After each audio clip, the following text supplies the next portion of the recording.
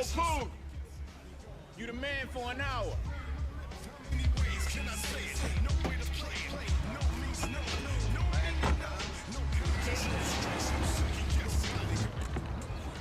Shit, look at me. What's going on, y'all? It's your girl DJ Heat representing DumbRappersNeedTeaching.com. Man, if you're like me, you know, right now as this is being recorded is New Year's Eve. If you've been like me, like the 5 days previous, your TV has been stuck on HBO Signature watching The Wire in HD, one of the greatest shows ever made. And guess what? I got somebody from The Wire. One of the stars, one of the major players.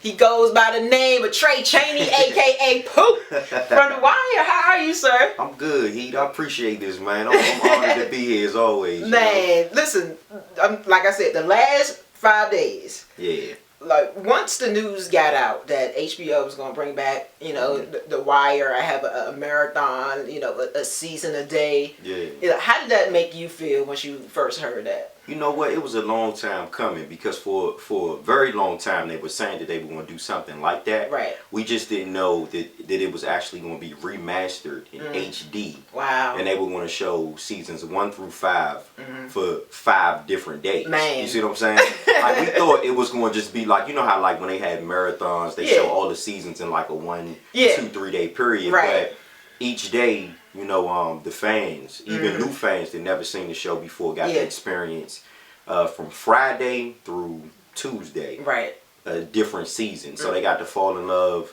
whether it was with the characters all over again or, like I said, we attracted a whole new fan base because, you know, and when the show premiered in 2002, social media wasn't what it is. Nah. Facebook, Twitter, none of that. Instagram, nothing was out. Right, it was just probably just like MySpace. And, it was just like MySpace. Some people still on Black Planet. And so like, right. You know, so when that happened, man, these last 5 days, I actually watched it as if I was a consumer and a fan. Yeah. You know, I had to kind of like take myself out of me playing a role on the show and kind of like get the feel of what everybody else, you know, saw in the show. And it was just...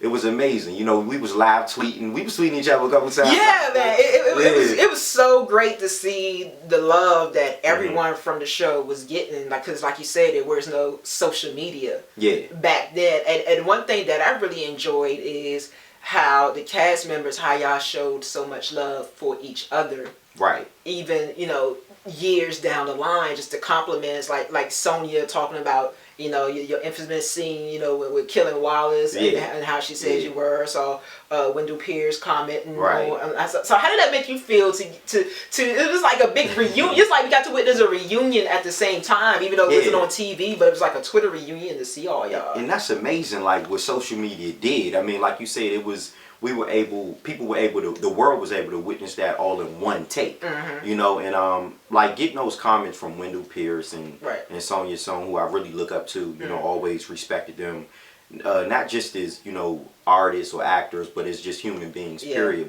We all were like one close-knit family. I can say that. I think I can speak for every cast member that was on a while. We all were like family, but to get, you know, those comments from them live, like you said, and people were able to witness how they felt about, you know, my character, me portraying Malik Pukar, and how I felt about, you know, them portraying their characters, Bunk and Detective Graves. It was like, man, it was humbling, you know what I'm saying? Because, like I said, we always, off screen, it was always love. Like none of the cast members was ever phony, you know what I'm saying? None of them was ever like Hollywood, anything like that. So, you know, for them to express how they really felt about the show and the impact that all of our characters made, it was, like I said, it was a humbling experience. That's wonderful. And so let's go back to the beginnings. The Wire started in 2002. Yeah. How did you get the role? Well, the role, a woman by the name of Linda Townsend Management, she was a talent agent out here in DMV, actually Clinton, Maryland to be specific. You know, she discovered me because a lot of people don't know that I was an R&B and hip hop dancer back in the day. Okay. You know, I got like pictures of me and Big Daddy Kane when I was 8 years old. Big shout out to Big Daddy Kane too. I've been talking to him lately. You know what I'm saying? But yeah, so she discovered me at like a talent showcase out here in DMV, and she was like, you know, since you not too shy or whatever when it comes to stage and when it comes to a presence in front of an audience. Right. I want to submit you for TV and movie roles. That's all she specialized in. Okay. So I was like, you know, I've always wanted to be in the entertainment business in any form or fashion, and acting was something that I wanted to get into. Right. So you know, I agreed to, you know, sign like a agreement with her to you know, take some professional headshots, put a resume together that just consisted of me being a dancer. And you know, once I did that, she submitted me for The Wire. Nice. That was my first audition ever. Wow. That was my first time reading in front of a casting director. I knew nothing about acting. Wow. I just knew I wanted to do it. Right. But she submitted me to Pat Moran casting in 2001. And once I was submitted, you know, I went in there. I was called to audition for Weebay. Really? Yeah, which is played by Hassan Johnson. Wow. Really? Yeah, I was called to audition for Weebay. Went in there. I didn't know what slate meant. Yeah. You know what I'm saying? I didn't know what turning from side to side, stating my name, none of that. But it was all a learning process, you know, and it was a good learning process. So when I went in there, read for Weebay, Pat Moran, I never forget, she was like, you ain't really doing it right, you know. I mean, Pat, but she was doing that sort of like to prepare me for what other casting agents and you know, other managers would do as far as putting me on the spot and making me well prepared for different things like that. So she was looking out for you. So she was looking out for me at the time. I didn't understand what she was doing. Right. I love her to death now. We still talk. And you know, once I read for Weebay, I left feeling like kind of discouraged because I was like, man, I probably won't get this. You know, I come from a dancing background. So they dancing on the street corner. I know, right? So they called me back. And which is a callback. Anybody that don't know what a callback is, it's like if they feel like they're interested and they want you to, you know, they think you might be a part of the show or movie, whatever, they call you back. So when I went back to read the second time, then I had to go back a third time. Wow. When I went back for the third callback, that's when you know it's getting serious. Yeah. David Simon was in there, Nina Noble, Robert Cosbury, rest in peace to Robert Cosbury, who was one of the producers. And I had to recite the monologue for Weebay. I started reciting it. I stumbled. I stopped. I was like, look, y'all, this is my first time doing this. You know, I kept it real with him. Right. And I remember Pat, she was like, it's cool, but this time don't get it wrong. She was like, you know, those are exactly what she said. Don't mess up a line. Yeah. And this is in front of everybody. Yeah, wow. So, pressure. You know, through the grace of God, I went in there, aced it. I don't know how I remembered it.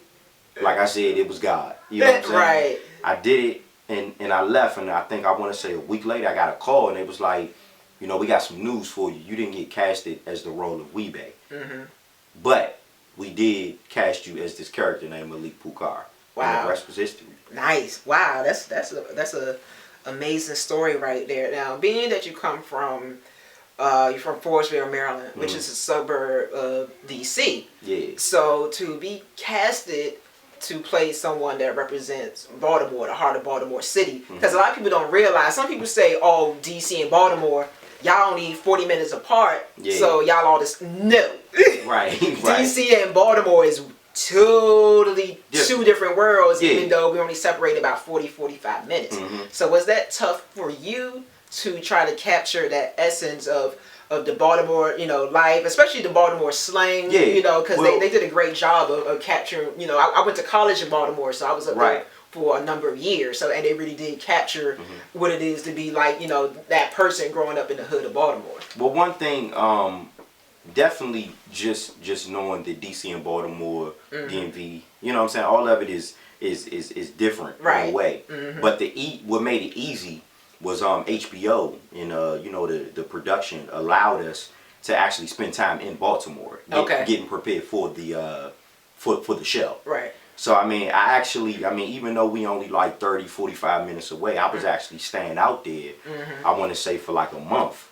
You know what I'm saying? Just whether they put us up in a hotel or whether I was just out there, you know, kicking it with my cast members like Bodie and the guy that played D'Angelo, which is Larry Gilliard, who's actually from Baltimore. So I was able to kind of like embrace the culture of how they operate as well. You know, so going out there and really being on Martin Luther King Boulevard in the McCullough homes and in the pit with the orange couch. We were really already like witnessing that before those cameras was on. You know, so I know that helped me out a lot. Right. And like I said, with it being my first time, you know, acting on screen or anything of that nature, I wasn't afraid to ask questions to my cast members. Like, I mean, first day on set, I'm you know, I see Wendell Pierce. I'm like, this is a dude that played in the Waiting to Exhale and all the movies. Then Wood Harris, who played in Above the Rim with the late, you know, Tupac Shakur. I was like, you know, I'm on set with people that's done this already. Right. But like I said, I wasn't afraid to ask questions, and I was able to really, you know, embrace Baltimore City's culture. You know what I'm saying? I got love for B More. They showed us love, man, while we was there. You know what I'm saying? And to this day, anytime that I go out there, whether it's for business or, you know, pleasure or whatever, it's always love. Man, and I'm the one that told him to do the right thing and go talk to the man. Don't seem that way now, do it? Man, yo, you gotta look at it from Marlo's point of view. I mean, shit, how it's different from Wallace? Because Stringer said Wallace snitched. Yo, Kevin might have snitched too, man, but he didn't. And we had to do Wallace. Yo, Marlo thought he had to do Kevin, man, but he didn't. That's what I'm saying. It's a cold motherfucker. It's a cold world, Bodie. Thought you said it was getting warmer, nigga. World going one way, people another, yo. Like, did you know that the show would be as big as it is with the huge following and the big names coming out? You know, you got Michael B. Jordan doing great things, Matt Wiles, of course, yourself as well. We're going to talk about the music. Did y'all know at the time, like, this show was going to be, like, huge? Like, man, like, we're part of something that's going to be groundbreaking. To be honest with you, I think I could speak for the entire cast. We didn't know. You know what I'm saying? We didn't know that the show was going to be a part of history. I always share this story that Wendell Pierce and Sonia Son and Andre Royo, who played Bubbles, they shared, you know, once we all seen, like, the first, second episode, in the pilot or whatever, we were like, it was cool working on this, you know, but we doubt if it goes really? Wow. And one thing David Simon was good for, the creator and the writer, was just, you know, all the pieces matter. Everything that was showing, you know, the reality of Baltimore City in some type of form. This was going to be something that people could relate to, that's going through either these issues now or that really come into like contact with reality. So no, we didn't. You know what I'm saying? After the first season aired, I think after the 5th episode, and that's another thing, I wasn't even supposed to be in. I was only supposed to be in the first 3 or 4 episodes of the first season. Oh wow. You know, so after the fifth episode aired in the first season, you know, we started getting recognized. You know what I'm saying? Like, I know I did. You know, people like, man, I'm watching this show. You know, it's sort of like the cult following started to develop. So when that started happening, it was like, okay, maybe we onto something. Then, you know, after first season, you know, I started to get embraced by, you know, the hip hop culture. I mean, you know, the hip hop peers and all, every rapper wanted to be on The Wire. You know, so that's how you sort of like knew, okay, well, this is something. And then, you know, the show wasn't about race. It wasn't about black people, white people, you know, Koreans. I mean, every race started to embrace it.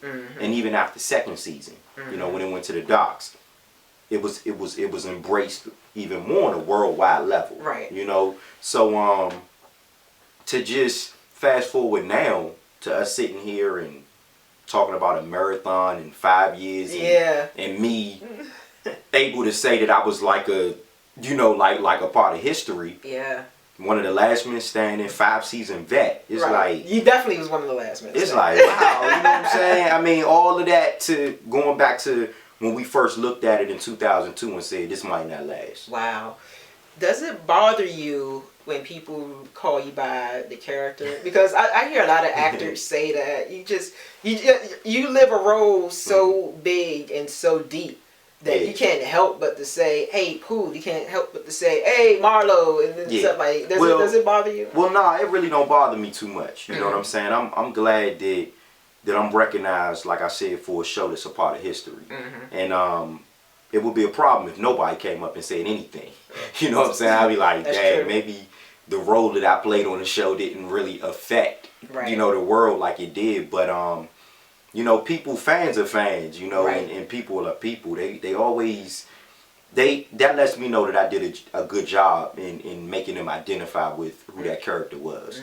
Because, of course, I mean, Poot, you know, low-level drug dealer, constantly into the women getting burned and stuff. That's definitely ain't Tray Chaney. You know I hope nothing, you know, like little fried chicken wing thing going on. Right, but at the same time, it's like, it was those 5 years flew past, but those were some of the best 5 years of experiencing what we call now one of the greatest shows that ever hit television. Definitely.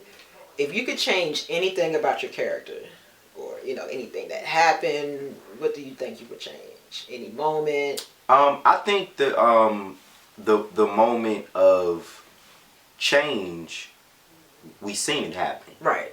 And when I say that, I mean Malik Pukar went from, he turned a negative into a positive. So it's no change. I think everything that happened with that character was supposed to happen. I was supposed to, you know, go through that horrible scene of, you know, taking out my best friend. But that's the reality of what happens sometimes just in this crazy world we live in. And you know, just to fast forward to seeing, you know, Bodie get killed and hearing about D'Angelo getting strangled in jail. These are the original pit guys, the young guys that started off with, and then to end up seeing all of that, being locked up in jail, and to end up, you know, turning negative to a positive, taking a job at Foot Locker. Right. So this is the real reality of what can happen. A lot of people, of course, you know, you hear people all the time. You sell drugs. It's either you're gonna be dead or you're gonna be locked up, which is another reality. Right. But then a reality of saying, you know what, I done seen so much out here in this wicked system. I'm ready to, you know, turn a new corner, turn a new chapter in my life, turn a new leaf, and I want to work a regular job, and I want to, you know, show people that I made it out. Right. You know, because it's definitely a way out if you go looking for that positive way out. Exactly. Now, with, you know, the marathon and everybody being excited, I've seen people also say, like, they should bring the show back. Like, just one more, or even make a Wire movie. Do you think that's something that could actually happen? Because I love the way it ended, because it did bring closure to me. You know how most series and shows, they end and you like, what? But there was closure with The Wire. But do you think there would ever be a possibility of, say, like maybe a 2-hour movie special, just, you know, updated where everyone else is now? You know, maybe Poot is the manager of Foot Locker now. You know, maybe he's the, right. You know, maybe he's in the Foot Locker corporate office. That's the good part about it, because if it is a movie, I definitely know I got a job. Right, because you live. So so I think if it was a movie or even a 6th season. It's so many other stories that you can get out of just The Wire, period. That's true. I mean, even if you go back to, you know, Mac Wild's character, Michael. Yes. Like, you could, that could be the next Omar. Like, I mean, his character went from whatever he was turned into a cold killer. You know what I'm saying? So, I mean, you still can get different stories, even out of the police, what they were going through. I mean, and I'm comparing like the different stories that you can get out of The Wire now to what's really going on now. Right, with the whole Eric Garner situation, definitely. Trayvon Martin, Michael Brown. Yes. You know, like if David Simon like really wanted to just say, okay, I'm getting ready to really shock the world, because The Wire was already a platform that set up for what's going on in today's society. Definitely. You know, we were kind of like ahead of our time when we came out. Right. You know, and it's a lot of reporters out there that really, you know, they tell the truth when they say when The Wire first came out, it wasn't watched. I mean, now it's watched even more and it's bigger. But at the same time, the stuff that's going on in America, I mean, we captured some of that in 5 seasons. You know, whether it was media, education, you know, the political aspect. Yeah, it all ties. Yeah, it all tied into what's going on now. So, I mean, it definitely wouldn't be a bad idea to bring back whether it was a movie or a show. Right, that'd be cool. That'd be a great thing. It would. Now, a lot of people don't know that you are an artist. Yeah. You do music. Yeah. You're a rapper. A rapper. Right. How would you describe your sound? Because for anybody that isn't aware, because I know from us, we known each other for a long time. Yeah. You have very positive music, like a message. Just to those who are not familiar, let them know who Tray Chaney, the artist, is, and your love of your music. Yeah, so what I did was I sort of like, you know, I've always been in the music. I've always been in the hip hop, and I always say when I get the time to actually, you know, express this music to the world, the way I'm gonna do it in a way where they can't really say, okay, that's Poot from The Wire rapping, right? Because, like I said, that was just a character I played on the show. So what I wanted to do. A lot of artists, we always talk about, or you always hear a lot of artists say, people really identify with truth. So I wanted to sort of like be an artist that made people identify with the music that I did is truth. Right. You know, in telling the truth. So when you get, you know, records like Dedicated Father, that's really the truth. I'm really, you know, married with kids, and, you know, I got a grandfather that's still in my life, my dad, my son. You know, when I introduced that in Dedicated Father, I introduced 4 generations. Nice. You know, so that was something no other hip hop artist has ever done. I always wanted to tackle issues like, you know, with the anti-bullying message. You know, you got young people. It's somebody right now actually that could have just committed suicide because they've been getting bullied. Right. You know, these are real issues. When I focus on education with the young kids, with the attendance video that's coming out, you know, next week, and the radical reader stuff. That stuff is nice. Is what really I wanted people to identify with before I gave them the Tray Chaney that does like to go to the club. Every now and then I like to, you know, have a drink, and I like to have fun with my friends, and that's what you got on the Aggressive I Want To record, which is still, you know, just showing that other aspect. It's still keeping it positive, but at the same time, it's a dark side, you know, to everybody. Everybody has changes that they go through. Like I just released the Open and Honest EP on Spinrilla, and you know, I've released it free, you know, so people could just download. You know the way music go now, they was gonna get it for free anyway. Yeah, so they find ways. Yeah, it's a 6-song EP that I released in celebration of The Wire, you know, marathon. Right. But the songs that's on there, they actually touch on like real issues, personal. And one of the videos, or one of the songs, You Think You Know, which you're actually going to direct the video to You Think You Know, you know, was touching on, you know, those everyday struggles that I have from time to time, and how you can see a way out of that by still remaining humble, still remaining positive. Exactly. Whether it's, you know, sometimes, you know, in this business, money up. Yeah. You know what I'm saying? Sometimes money low. Yeah. You know what I'm saying? But in a way, you gotta figure out how to get it. You know? Yeah. Definition of a dedicated father. I thank God for the position. It's a true honor. Looking at my son in his eyes, I remember when he first told me give him a high five. Malik, I was only 2 years old. Now we 7. Oh Lord, I must be getting old. Time flies when you busy on your grind as a man supporting your family all the time. With your music, do you find that people probably expect, you know, something different because you make all these positive songs, when people know you for the character? So do they think that, you know, you tell them you do music, oh, he's gonna have some gangster stuff, he's gonna be all crazy and whatnot? Well, usually, majority of the time that happens is people they do expect that, right? But at the same time, I think once they listen to it, they be like, all right, well, the stuff that he is rapping about is truthful and it ain't corny. Right. You know, like, I mean, even with going from records like Getting Money that was played on MTV Jams to going back to a record like Live World AIDS Anthem that was also played on MTV Jams in the same year.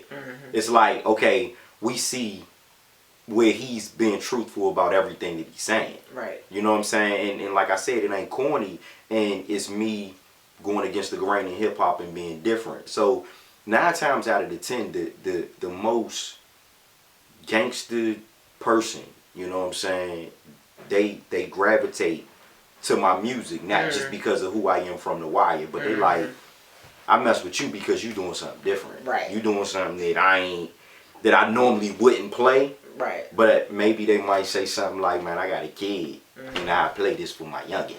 You know, so it still makes it to a point where they can identify with the different topics. And I think, man, just my hustle alone. I've been catching a lot of people gravitate to the music just because they think about how hard I hustle to get it out. Yeah, man. Like, I mean, it's 11 videos shot on MrTrayChaney.com. Wow. You know, that's I ain't signed to no label. I'm doing all this out in my own pocket. Right. I mean, the blogs, the media, TV, I mean, it's all being done. I'm actually making them calls. So they like, yeah, they kind of like buying into who I am when they buy into the music. Yeah. And that's kind of like the whole, what I wanted to create. I want you to just buy into the hustle of what you listening to.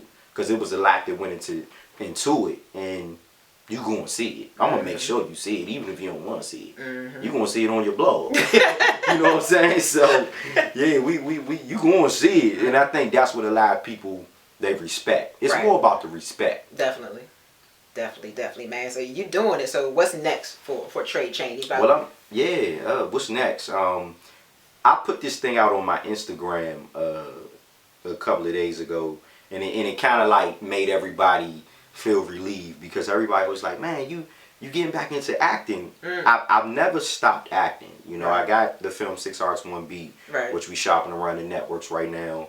And the joint with Meek Mill that had the joint with Meek Mill Streets. But this one joint that I just got casted for recently, I started shooting January 9th. It's called Rise. And it's about my character is a series regular. I play somebody named Kai Finley, who's well educated, you know, well-spoken brother to get caught up in money laundering. So it's a lot of different twists and turns in it. Taylor Young, who's an up-and-coming writer and director from, Be More. Dude is sick with it. Ride, you know what I'm saying? Ride scene pictures. Nice. It's coming. You know, I started shooting it, like I said, to be back in front of the camera again as a series regular, and my character being the way it is, I'm able to tap into a whole nother lane of acting. I'm ready to really show everybody that I've been sitting back, man, studying. And just auditioning for a whole bunch of TV shows, and I don't know, man, there might be some positive reality TV coming too. That's needed. That's definitely needed. It might be something real crazy. I got a lot that I'm working on, man, and like I said, with that marathon, I can't thank, The Wire and HBO, David Simon. I can't thank and my @Wire fans on Twitter.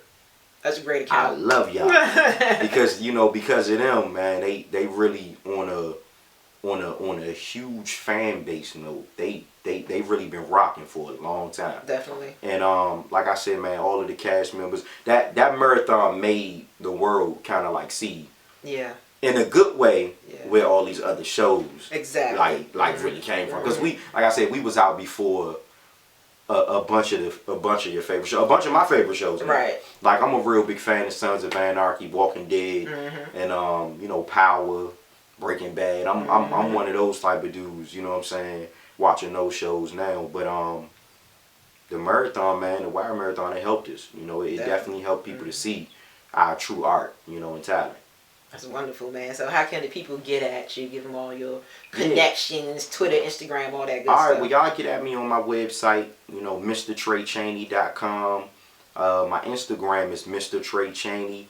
My Twitter is @TrayChaney. I mean, but if you hit up that MrTrayChaney.com, that, I'm really like gun-ho on running that site. What I'm saying? Y'all hit that joint up, vibe to all the videos, vibe to the music. Got a couple new projects coming out with, one of my artists, Uchi Leo. Nice. You know what I'm saying? Production company, Bar Boy Productions. We just out here pumping, man. DTM, Chaney Vision, Naughty Land, DJ. Me and he got a video coming too, man, with You Think You Know. That joint. It's coming 2015. We just, we got to make it right. And put all the pieces together. And I'm just anxious to like really get this music out, get these TV shows out, get these movies out, and I'm gonna just you know, just keep hustling and following my dream. That's it. Gotta do it, man. So Trey, thank you so much for your time. Appreciate it. Y'all heard the man. Go to MrTrayChaney.com. Catch up with him, DJ Heat, Tray Chaney. We out. Happy New Year.